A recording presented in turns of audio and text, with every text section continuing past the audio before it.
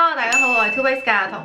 今日咧我就想整一個咧全部都係白色嘅一個卷蛋啦。因為其實我係想整 Olaf 啦，即係 Frozen 入邊嗰個 Olaf。因為佢本身嘅成個都係白色，係一個雪人嚟噶嘛，所以我就會整一個全白嘅卷蛋。咁我哋就快啲開始啦，去片。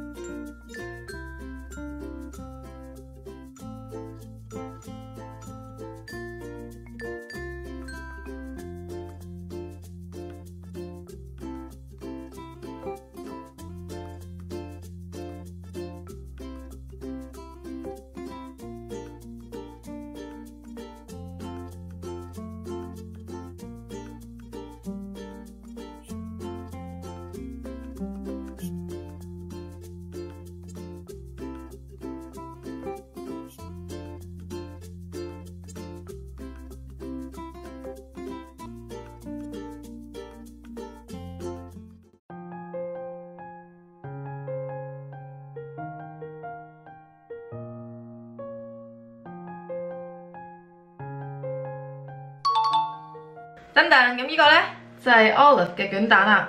咁而家等我試下味啦。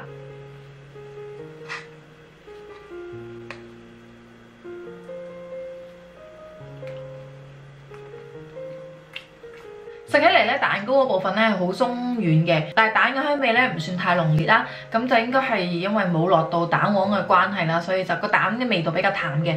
配上啲 cream 一齊食咧，感覺上都幾好嘅。咁今次呢個造型咧，其實係有啲小失敗，因為本身咧我係想將佢變成一個可以兩個疊埋一齊嘅感覺啦。但係可惜咧個蛋糕太軟啦，應該話兩個疊埋一齊咧就會冧啦，同埋會比較易散，所以我就分開咗佢哋個頭同埋身體啦。最激氣嘅係咧，佢將牛油紙竟然黐住我個蛋糕喎！個牛油紙黐住咗我個蛋糕，所以我個蛋糕咧搣起嚟係有啲岩岩慘慘、甩甩流流咁樣嘅。